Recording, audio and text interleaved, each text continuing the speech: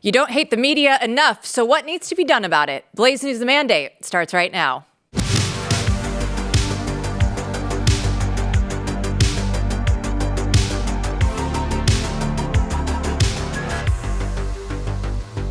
Welcome in, everyone. I'm Jill Savage, joined by Editor-in-Chief Matthew Peterson. Happy Friday. Happy Friday to all. It is. It's a happy Friday, and it's a Friday deep dive with one of the most outside-the-box voices that we have on the right. Our good friend, Matthew Marsden, joins you today for the interview. Yes, this one is easy because we just talked about things that we talk about over beers. Yes, this is actually a look behind the scenes. If you want to know what the Mats talk about when we all get together, you're going to see it up next.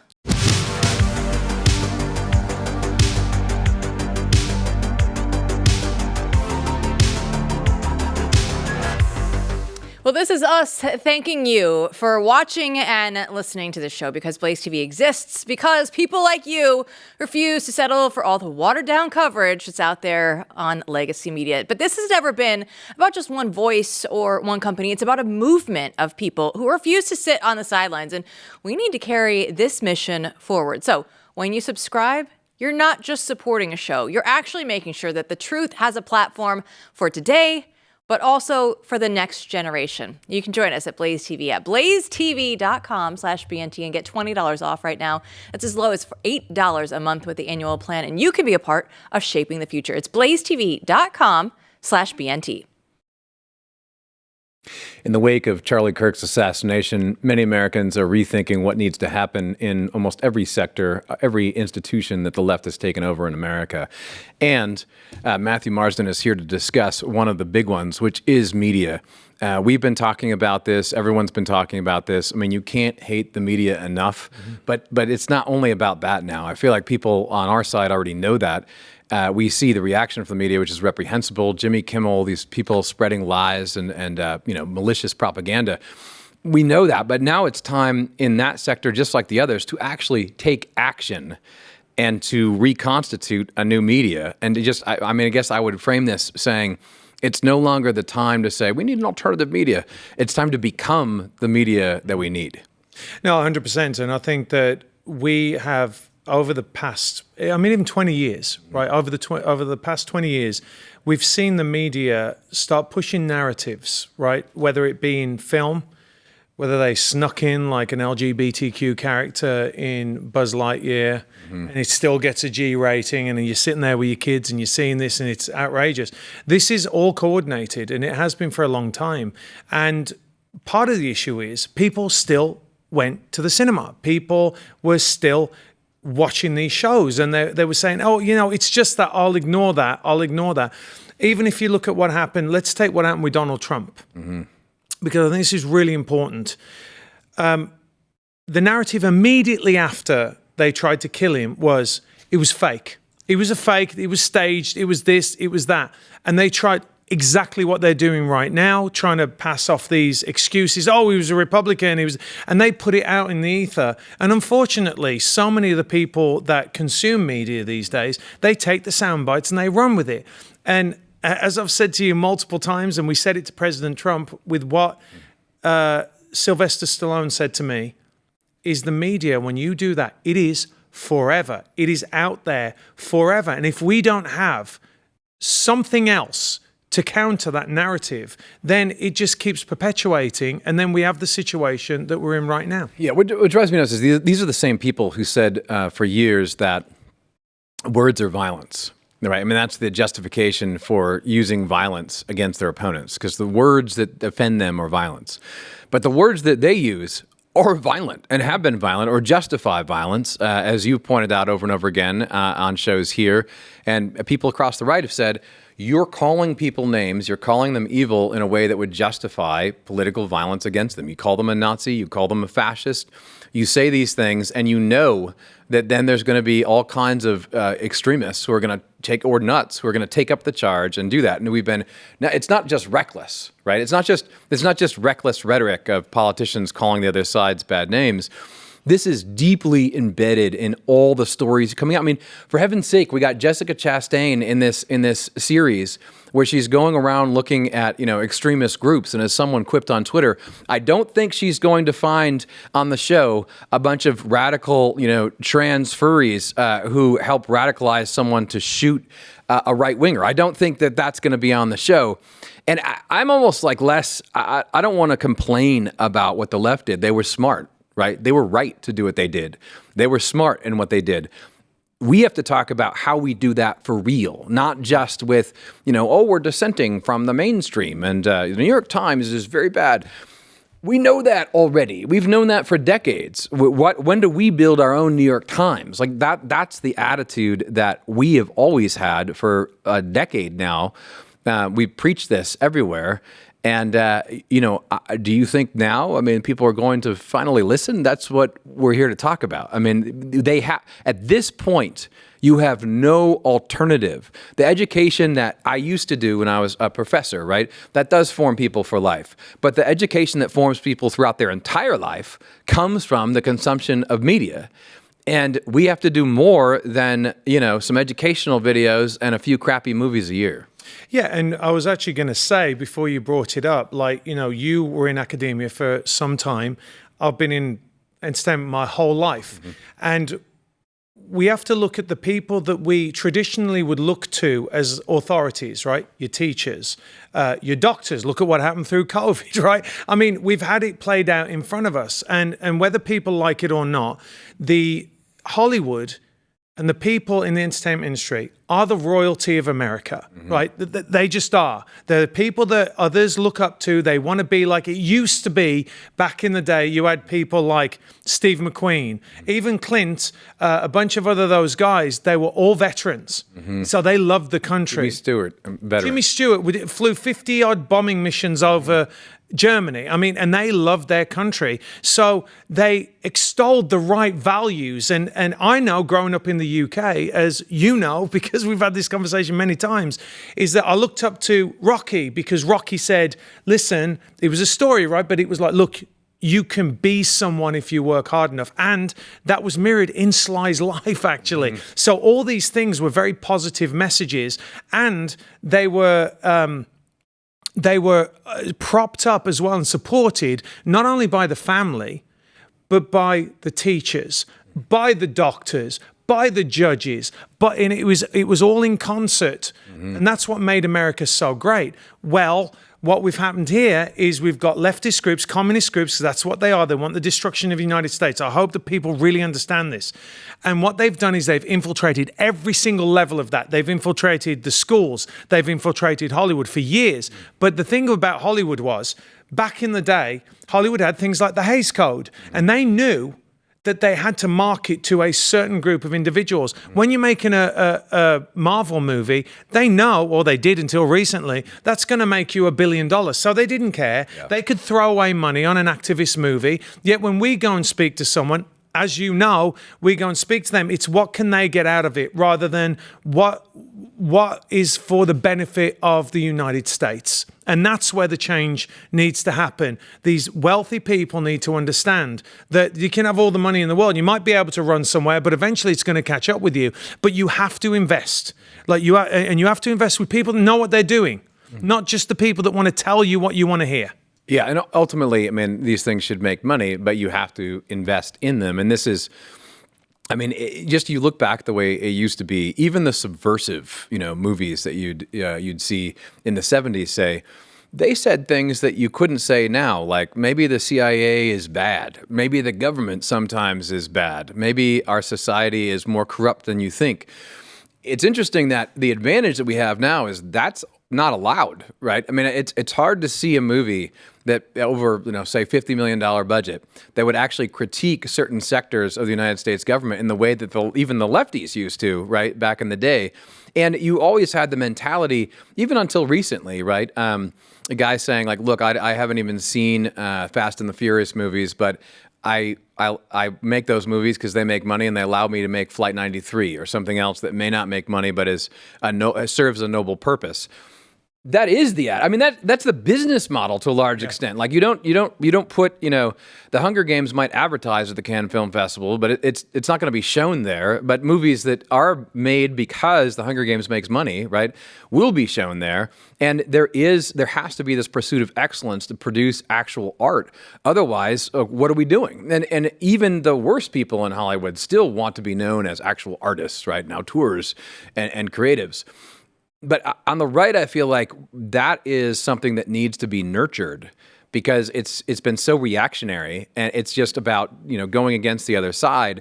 And whether you're talking about news, right, like replacing the New York Times or replacing Hollywood, we're just now at a critical point where after this horrendous assassination in broad daylight, you look at Charlie's life and what he was doing and say, no, we have to get serious. Like, how do we actually build these things? And the goal is not just to make a little bit of money. The goal is not just to hang out and, be in media. The goal is to replace the mainstream institutions that now are completely corrupt and in complete disarray. And so when we look at, how do you do that, though? Because that's a big task. And I mean, there's this argument always like, well, we can reform these institutions. What would you say about Hollywood? Can Hollywood be reformed, or do we need a replacement? It can't be reformed. I mean, they're still doubling down on the wokeness. I still get things from Hollywood, and there's things that I just can't morally do. Right. So it's not like they just woke up and they were like, and even if you did see the things that they came to you with, and all they're doing is throwing conservatives a bone to make money out of them. I think that the difference is like the one guy that does it is Tom Cruise. The one guy who's like, I'm all about the audience. He's never forgotten that, but he's a rarity. You can't say that about anybody else. And I think the issue is twofold. So a lot of the times on the left, they kind of like, they're more artistic, right? You've heard this, they're more artistic. And although that's not always the case, there's always like a backbone of conservatism. Like if you were to look at the great directors, all the great directors are either Jewish or Christian, actually. Like Francis Ford Coppola is a lapsed Catholic, Martin Scorsese, lapsed Catholic. Steven Spielberg, who I consider to be probably the greatest director of all time, is Jewish. And if you look at the work that they've done, they all mirror. Even Chris Nolan has a lot of stuff that mirrors. If you look at the Dark Knight trilogy, I'd argue that is an absolute conservative message out there. So it's not entirely true, because I think people think, oh well, it's just the area of the left. It's not. But the difference with them is they are willing to say, the finance people behind it, I don't know how to do this. Go do it. And on the right, people tend to go, well, I made all this money, so I know how to do every single thing. It's like American Idol, right? Everyone thinks they can sing. Well, no, you can't. So what you have to do is you have to hire the people that have done it before, that have been in the space, that are the artists. And then it's vitally important that we bring other people in, and whether it be interns or some kind of program to educate people, and not to dismiss it, because the media is a force multiplier. The reason why, I'll tell you this, I mean, apart from the fact that Charlie was a genius on so many different levels and such a good man, he was his own boss. So what he never had to do was listen to the money guy that was above him going, you can't talk about this because that's going to affect me. And so that is a massive problem that we have, because, and you know this, Matt, on the right, people invest in things so they can do what they want to do with them. And that isn't always, unfortunately, what is best for the cause and what is best for the country. The left is all about what is best for the cause. Because they have nothing tangible to stand on. They can't say it's because of the right ideas, because they're living in a fantasy world. I mean, the fact that they turn around and it's all over the media, right? He was a Republican. There's not a Republican on this planet that wouldn't have bet their house that the shooter was not a Republican. I mean, it's so absurd. But they own it all. They will still go out on ABC, CBS. And I said this ages ago. After the thing happened with Trump, heads needed to roll. People needed to start being fired. And you know why they weren't fired, Matt? Because people weren't outraged enough. Right. Because they were like, oh, Trump, they nearly killed Trump. They're saying that, oh, it was fake. And okay, I've got to go and do this other thing. There is no America if you keep doing that. I think that is what you see changing in this moment. I think you actually are starting to see this very week some people actually get fired. And you see a sentiment on the right that is much more serious. This has almost happened a number of times. I mean, people have been killed. People were killed, even in the attempt to assassinate the president. But this is the time when the main target actually took the bullet. And I think that, we should have been further along a long time ago. We've been talking about this for a long time, but now people actually realize it. And that's why I hope that when it comes to media, it's not just about punishing the left, though. It's not just about those people losing their jobs. And of course, they're losing money and they're bleeding out. It's about how do we build something positive that's real, that's long term. And I think one of the things you hit on is really key. The system has always worked. I mean, the star system is you make people stars by bringing them in with other stars. You stop the petty back and forth that happens, on the right, behind the scenes often, and you bring in people, and you're constantly bringing in more people and elevating them. And you have so many talented young influencers out there. People asked, a terrible question to ask, but it's like, what should Turning Point do, right? You can't replace Charlie Kirk. No one can.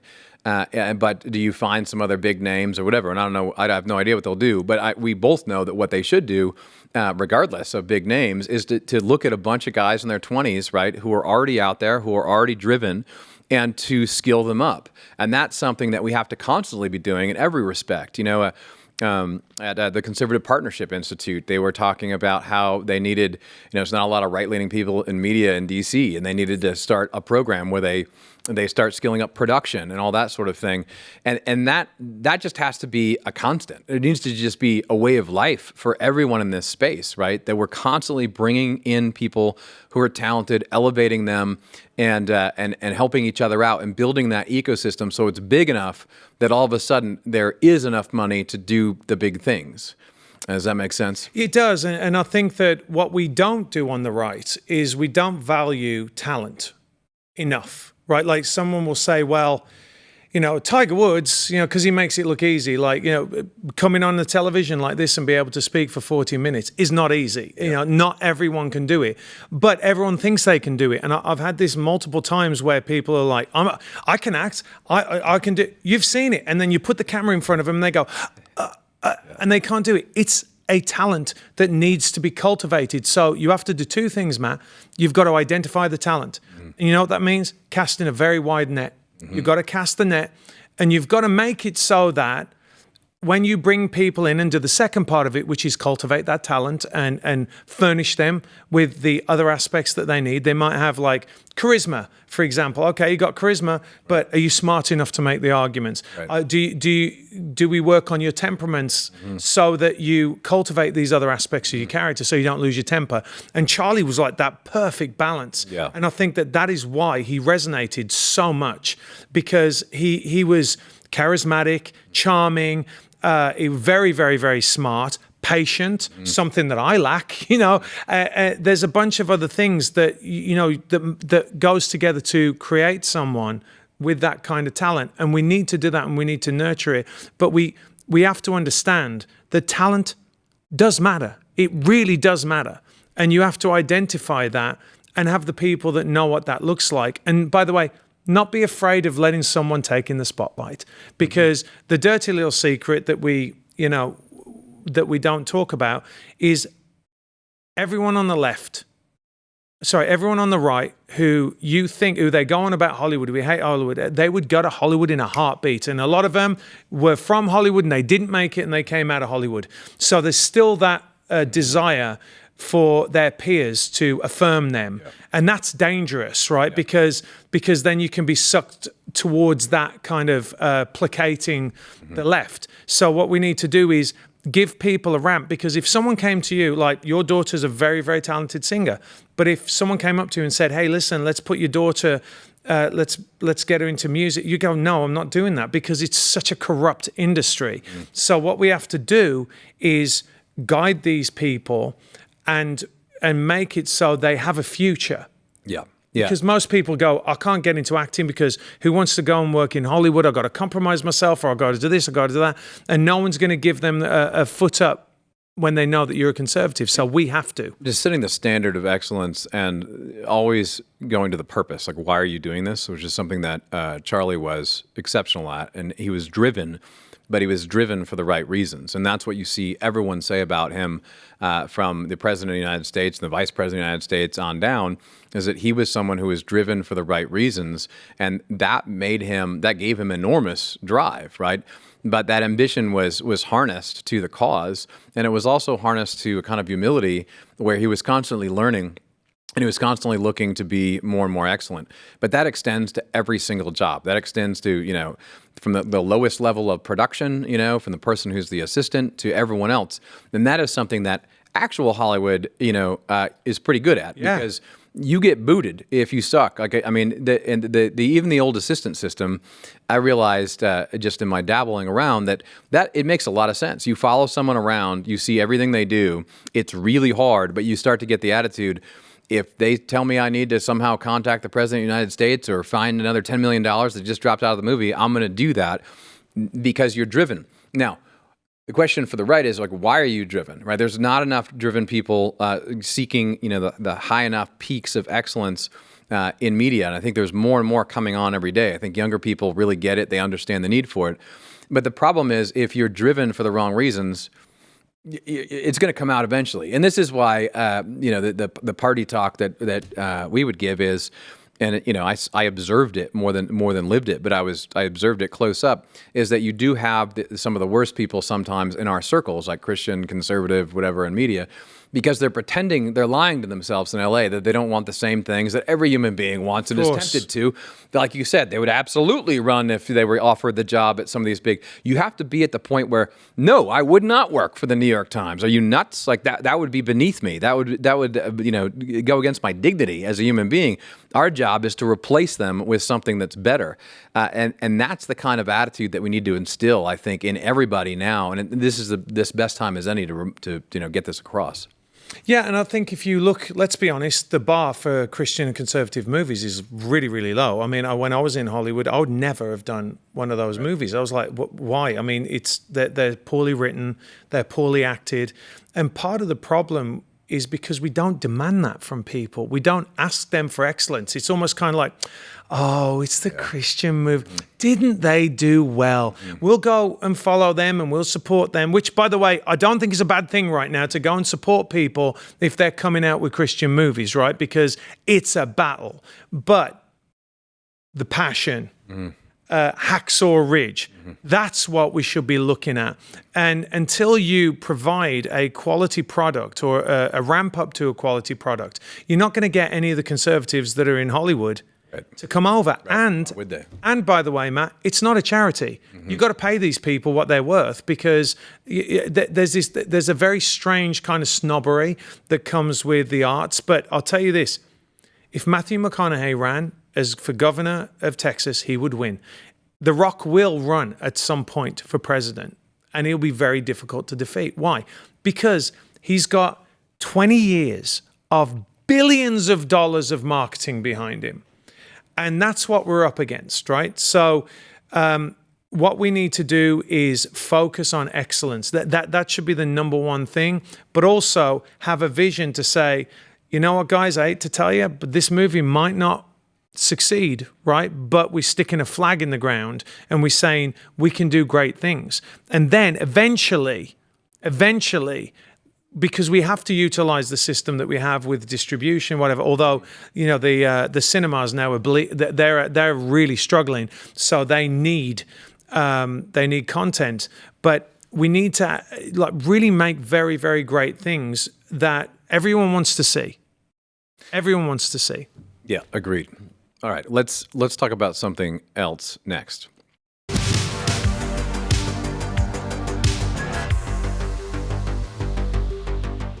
We spend a lot of time talking about politics and culture, and there's so much noise and craziness out there, but this is different. So if you're a woman or there's a woman in your life that you care about, you need to know about Share the Arrows. It's happening on October 11th right here in Dallas, and it's hosted by BlazeTV's own Allie Beth Stuckey. This is the second annual annual version of this. So it's built to encourage and equip and speak truth into women who are trying to stand firm in today's world. So if you've been craving real encouragement and biblical truth, then this is for you. If you're also a dad or a husband or a brother and you have a woman in your life, well, you know what? Maybe think about sending her to this, because this is a culture that is pulling us completely in the wrong direction. And this is a chance to reset and get grounded in the truth. You can find all of the tickets and details at sharethearrows.com. That's sharethearrows.com. And that is the kinds of things that, let's give examples of let's make up some examples of the kinds of things we're talking about. So I'll give an example that Matthew Marsden has given for a while. There's a guy, Joe Kent, he's now in the administration. His wife was a legit hero, right? Mm-hmm. And he ran for office. And he probably would have won if someone listened to your idea, which is an obvious one, because the left would have done it. They would have made a movie about how his wife was an incredible hero. It would be a great action movie. And like, as your point is, again, I'm just repeating your idea, but you would have someone play Joe Kent, who's a good-looking guy, who's an A-list actor. He wouldn't be in the entire film, but he'd be there. His story would already be known. This happened almost by accident to J.D. Vance, yeah. Because they made the movie about him, and then they had to walk it back because they realized, oh no, he went MAGA. But that helped propel Vance. People talk about Peter Thiel bucks and whatever. That helped propel Vance in a way that made him a national figure. This is the kind of thing you would do routinely, right? I mean, there would be a movie about Charlie Kirk. That would be, A-list actors would be in it. You would have a movie about Trump. We would have a bunch of J6 movies right now. We'd have J6 concerts, right, with mainstream stars. That is what the left would do because they're confident in their beliefs and they know what they don't have the loser mentality that so much of the right has. And I mean, those are the kinds of examples we need to talk about more. Yeah, and I think it's important to note as well, the movie that brought me to America was Black Hawk Down, and that was released in 2001. If you go back and look at the war movies that were made from 2001 up till, I want to say like 2020, I'd say 2020. Mm-hmm. I'm not sure when, what's the movie? Zero Dark 30 came out. Right, but up until when Zero Dark 30 came out, they were all anti-American war movies. Everyone. If you can go and find me a positive... I know because after I came out of Black Hawk Down, typecast, I got Redacted, Rendition, Green Zone. I got sent all these movies. And don't forget, I wasn't political at that point. I'm looking at these. I'm like, how are they doing these movies that are anti-American? Right. But the first movie that comes along is the one that memorializes killing bin Laden. Mm-hmm. Who was the one who said, go kill bin Laden? Barack Obama. So what they did was they cemented his legacy in a film. Yep. And what we need to do, for example, is the al-Baghdadi raid is one of the greatest military operations ever done. But they wouldn't do it under a Trump administration because they don't want to give him any credit. Mm-hmm. And this is a problem. So what you have is the powers that be, even though these stories are fantastic, blocking them. Right. So, and again, normally, just so people know, normally if I was going to say, okay, I want to go and do a movie about the al-Baghdadi raid, I have to go to donors to try and get the money, right? And what they'll say is, who's in the movie? Who am I going to go to? Right. I'm going to walk into Hollywood and ask Matt Damon to come and be in it? Mm-hmm. Right, he might say yes, but you know, when we did Black Hawk Down, there were a couple of guys on that came out and they were very anti-American after the movie was released. And it really left a real bad taste in my mouth because you're representing real people. But these stories need to be told, and it also projects force and goodness around the world because everybody really wants Americans to be the hero. So we really do need to focus on doing these kinds of films, but we're in kind of like this difficult position because you have people that want to have the names so they can get the money behind them, because that's, if people don't know, that's the way it works. Normally you'll have to get a name in that will greenlight a certain amount of money. All of those are leftists because guess what? They cancel the conservatives out there, so we're not able to do that. So therefore we're not able to greenlight the movies. So then we're in a situation where we have to create those stars. Mm-hmm. So we have to give them the shot, as you're saying. And then what it does is it projects things like, look at what Trump did. the bravery that he did to go to do the call on al-Baghdadi, which was huge. And we're not doing that on our side. Yeah, and to win ultimately and break this, you can't sit there and be like, well, I need the approval of these a lot of these stars who have come out and said terrible things about America, about the right. They've been, they're little monkeys, they're little puppets that jump up and down trying to get jobs from their masters. And a lot of it's about just staying employed and signaling like I'm good, I'm on the team of the left. You got to say no to them and find every single person who has been canceled, every single talented person who's still within that system who wants to break out. It's just like every sector in America. I mean, in the last 5 years, I had people from every sector, from lawyers saying, "Hey, do you know of a medium-sized company that I can be general counsel of that isn't batshit crazy and gone with the wokeness?"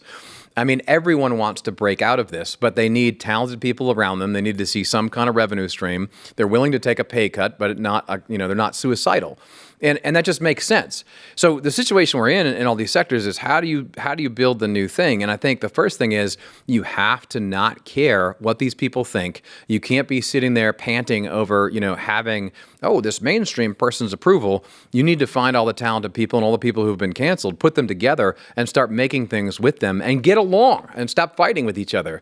Because if you don't create that ecosystem, it requires a lot of different companies. This is a complicated business. It requires a lot of different things, right? I mean, you need people in social media, you need people marketing, you need people who are in production, you need different kinds, right? We're talking about movies. It's also reality, right? All kinds of interesting shows that people watch from everything from history to dating, right? All this stuff is just sitting there waiting to be made. And you're talking about documentaries, right, that memorialize all kinds of historical events and educate people. There's a huge craving for that. This is an industry that's still thriving. People still want that. It's not just movies and it's not just political stuff. There's a whole galaxy of things in between.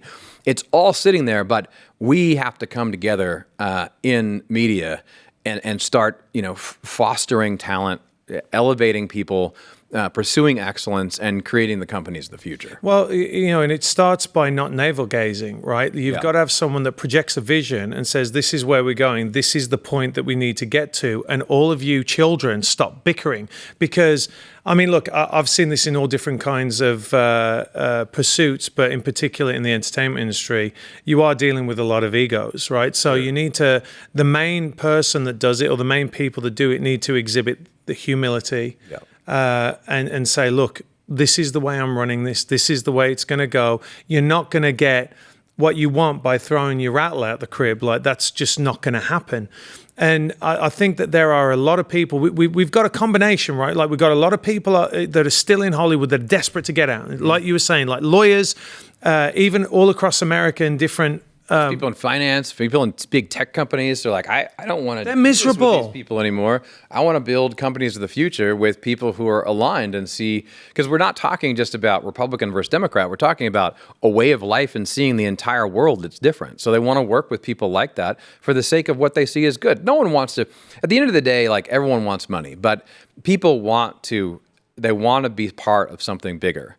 And so that they need purpose in their job. And whether you're in finance, tech, media, whatever, it doesn't matter. And now you see the divide is so big that people want that purpose. And media is the obvious place where you see, you're doing some kind of good, or at least you're not doing harm. You're projecting a vision of the world. You're telling stories. Stories are how we teach morality. Like, stories are how we teach what's good and what's bad and how you should act and what happens if you do this and what happens if you do that. So that vision has to be there. And I think there's so many people. The reason they're frustrated is because they want to be part of something that's actually working for the good. Yeah, and what comes along with truth is beauty. So if you want to do something that's true and good, then you got to make it beautiful and you got to make it excellent. And there's this, the issue is that we're not doing that on the right. We're not making excellent stuff. We really aren't. And the one person or there's maybe a couple of people that are doing it, and they're completely overwhelmed all the time with people saying, well, I'll give you an example. If you say something, every single time people will say, have you spoken to Mel? Have you spoken to Mel? I'm like, It can't just be Mel. There are other people out there that are super talented that you've got to roll the dice on. And the left doesn't care because they know eventually they're going to get one juggernaut that's going to come in, that's going to define a particular thing for generations to come. I mean, we're still watching It's a Wonderful Life. Yeah. I just remember that. It's still something that we put on. But then we kind of also say, well, you know, media, whatever, that's what the left does. It's absolutely not true. You know, people are talking about this violent trans group, armed queers, and all the psychosexual stuff that's mixed up in this horrible assassination. But I'll tell you, there was on this conference I was at years ago, and this guy came up and he said, "You know what the next big issue is going to be?" This is before anyone knew it. Transvestites were going to become a thing, right? And he said, it's going to be transgender stuff. And everyone's like, what are you talking about? And then he showed a slide reel with all the movies that were coming out. A lot of them, most people in our audience have never heard of them. Most people, aren't even paying attention. A lot of those movies, books, etc., they didn't make any money. They were part of the first wave, though, of something that the left committed to and made into a thing. And you can see it happening from the very beginning. And once they lock in, they commit to that. They keep on putting that stuff out there, and then eventually you get a star or you get a success.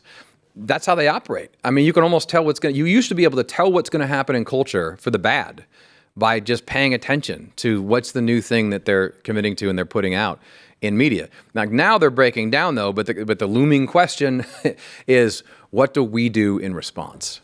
Well, I want to give another example of that, Matt, that people probably haven't thought of, is that if you look back and think about the way that children are portrayed in movies and have been portrayed over history. Yes. If you go back like the Little Rascals, oh yeah, you little, they have like dark, like mud on their face and they'll be, they were never evil. And if you look at throughout the 60s, like towards the end of the 60s and going into the 70s, actually, when the Hayes Act stopped being effective, children became evil. Mm-hmm. You had Rosemary's Baby, you had Children of the Corn, you had The Exorcist, you had all these films that said, look, children can be evil. Well, what does that do subconsciously? Mm-hmm. It means you can kill them. And it's no coincidence that came about around the same time as the sexual revolution, and abortions went through the roof, right? So you're entirely right. And if people want to doubt what you said about trannies, you just go and have a look at the way that kids were portrayed. Yep. So what we need to do is we need to build an industry that, firstly, we've got to recognize that this ridiculousness that people say that people have just a 3-minute attention span. It's not true. It's absolutely not true. All the big podcasts are 2 and 3 hours long, right? That's not true. If you do great content, then people will watch it. So we got to get past that. We have to understand that motion pictures are the American art form. And what's great about it being the American art form, it is the ultimate art form because it combines all the others: writing, music, art, acting, performance, all those different things. And so we need to start embracing that again and saying, okay, well, doing a portfolio approach. Okay, I'm not going to fund one movie for $1 million and then it's going to have a difficulty in a barrier to entry. All these different barrier to entries are there. So we need to have an investment that has a 10-movie slate. And one of those movies hits and it's going to pay for all the others. And we need to have someone that understands that. And it also gives you leverage when you're talking to Netflix, when you're talking to all these. And guess what? You start having successes, and then they're going to demand more content, just like that. Well, let's do it. Let's do it. Thank you, Matthew Marsden. We will see you again soon.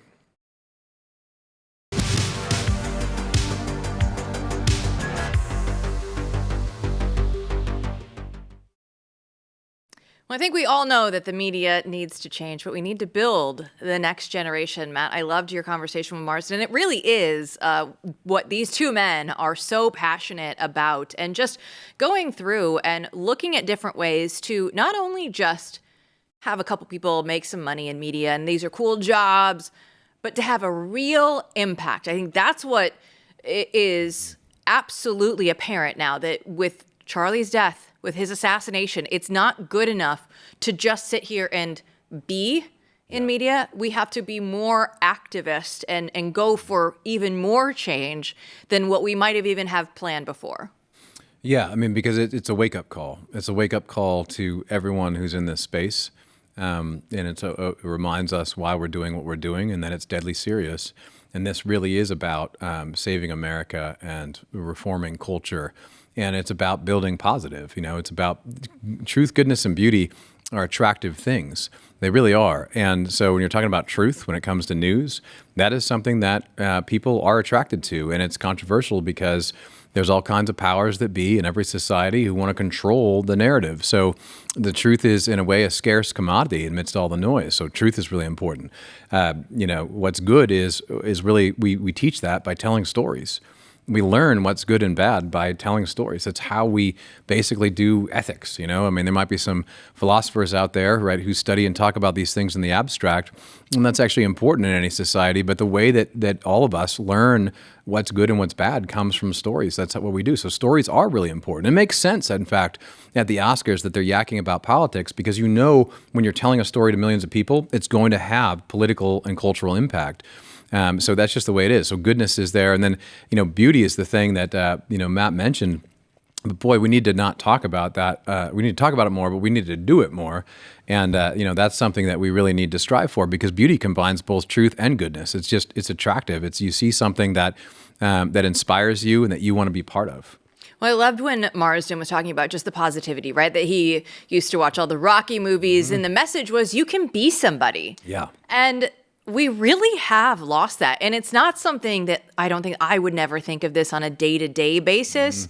But if you're somebody like Matt who lives in this space, and he sees this because he knows that the lefties and the commies have come in and taken this over, and their goal is to make sure that, oh, no, you shouldn't do that. You can't be somebody. You know what you're going to be? You're going to be a little worker for us, whoever they are, right?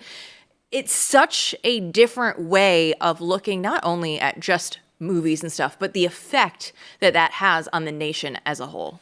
Yeah, I mean, the way that the narrative came out over the last 20, 30 years that the left has promoted is really the opposite of, you can build it, you can do it, hard work can pay off. Here's examples of people who did it that inspire you the rest of your life, the movies that really inspire you. Here's It's a Wonderful Life, people still watching, about the way you can have an impact in your community, in your family, and that life is worth living. They replaced that with the narrative of oppression. Right. And so you knew all of a sudden growing up, if there's a white Christian male, like, that's the oppressor, that's a bad guy. And then there's all these other groups, some of them you haven't even thought of, who are all oppressed. Right. And that becomes the story. And then it becomes a story of, hunting the bad guys who went from, the Nazis in World War II to the Nazis supposedly, out there in the woods in so many of these stories. It's really all this stuff has been really incepted into the American mind, heart, and soul through media. I mean, this is how the views changed about everything from, gay marriage to race in America, where we really had, most people said race relations were doing pretty well and on a great trajectory of all kinds, until all of a sudden you had media come out and just spin up this narrative that, no, actually this is a terrible society and we're gunning down people in the streets all the time, and that led to violence. And so you cannot. There's just no way to do this. You can't have a healthy country without a healthy media, because it's what impacts hearts, minds, and souls. Well, I thought it was a really important point that you made there towards the end, where the leftists are committed. They will put money in, even knowing that something isn't going to make them money right away, because this isn't a 6-month, 1-year plan. This is a 5-year, 10-year, 20-year plan of, we need to start instilling these thoughts into the minds. And this is, how do we get here as a country? How do we get here where it's just, we accept this political landscape that we're in right now, where we've done the polls on the show all week, Matt, where it's like all these leftists believe that they agree that political assassinations are okay. They agree that all this bad stuff that they're doing to conservatives, well, that's okay. It's fine. With 25, 24% of liberals that are agreeing with this. They do this knowing that, okay, you know what? We're going to lose money on this for a long time, but this means something to us. This pushes our narrative forward, and they have all of the financial backing to get whatever they want done. And the right needs to start stepping up and doing the exact same thing. Yeah, look, ultimately, it's most of these things aren't successful unless they do make money. Like, something has to make money, right? So we accept that. We're not commies, but they know that investment changes hearts and minds, and it indirectly makes people money. It's like, Bezos doesn't need to make money off the Washington Post. It's still valuable to own because it's going to push things forward for him. And I guarantee you that a lot of the people out there and all these polls, these millions of people who think what happened to Charlie is somehow justified, I guarantee you a lot of them, they don't even consume political media. They don't need to. They've already received the narrative from, watching normal stuff. They're not even political junkies. They've just gone along with all the media that they've consumed their entire life. It's sad. But like Marsden was saying, and of course, we need to make money. We all have bills to pay. We all have stuff that we need to do, but they will make 10 movies knowing that one movie will make them all the money. But then the other 9 movies, they can instill whatever they want into those 9 movies, and they're still going to be put out there into the world. Yeah, it's like any product. Like, you're ultimately going to make money. That's the goal. But the product is going to go out there and do its thing, right? It's going to have its impact. And here, the goal is the impact, and they understand that. There's tons of nonprofit money where they flow things through for documentaries and everything else. And the whole ecosystem is designed to punish you if you go against what the narrative is and what you're supposed to say. So we need a narrative. We need our own ecosystem that's large enough, right, that has all the different interlocking parts where everyone's working together to build something that replaces the media complex that exists today entirely. It needs to be new. There's no way to reform this. You're not going to reform Hollywood. You're going to have to go out there and build all the components yourself. That's just the way it is. But at this point, can we acknowledge that, right, and move forward and do it? And it needs to be bigger than just Hollywood and movies. But when you look at the success of Top Gun Maverick, it's no surprise that the entire country loved a feel-good, pro-America movie. That should not have come to a surprise for anyone. There are more people that really identify as center-right than these crazy leftists. You will never convince me otherwise that, the furries, everything that is the craziness that's going on with the lefties. There are more people that have more common sense, and we need to start building and making products in media that are just there for that audience. Yeah, and the secret is there's a lot of people who are center-right, in Hollywood. They need a different system to work in. They will work in a different system. There are a lot of talented people out there who will work in a different system, but they need to see that, there's a job for them and a place for them, and it's a big enough ecosystem where we can build true good and beautiful things. Yes, be part of something that's actually good, that actually moves the message forward, and we get some good things out of media. It can be done. Thanks for watching, everybody. We'll see you back here on Monday.